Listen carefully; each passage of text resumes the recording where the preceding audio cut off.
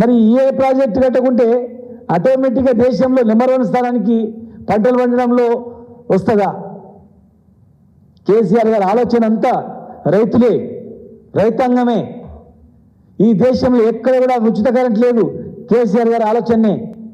ఎక్కడ కూడా రైతు బంధు లేదు, ఎప్పుడు కూడా కరెంటు పోయింది. మీ ఆయంలో కరెంట్ అంటుంటే కరెంటు కూడా ఇష్టం లేదు.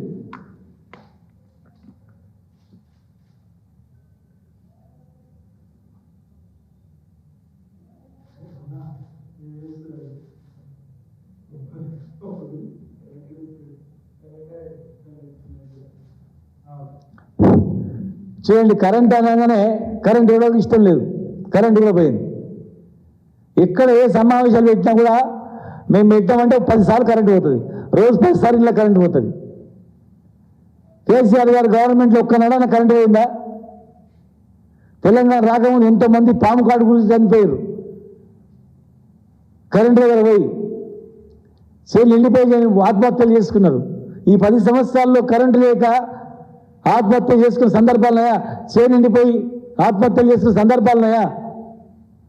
కేసీఆర్ గారి ఆలోచన మొత్తం రైతే. రైతు బాగుపడితే ఊరు బాగుపడుతుంది, ఊరు బాగుపడితే రాష్ట్రం బాగుపడుతుంది, రాష్ట్రం బాగుపడితే దేశం బాగుపడుతుంది. ఒక రైతునే కేంద్రంగా చూసి రైతు బాగుపడితే అన్ని కులవృత్తులు బాగుపడతాయని నమ్మి రైతుని బలవంతం చేయడానికి ప్రయత్నం చేసిండు కేసీఆర్ గారు. ఇలా మీరు వచ్చిన తర్వాత ఎప్పుడు ఉంటుందో కరెంటు తెలియదు, ఎప్పుడు అవుతుందో తెలియదు.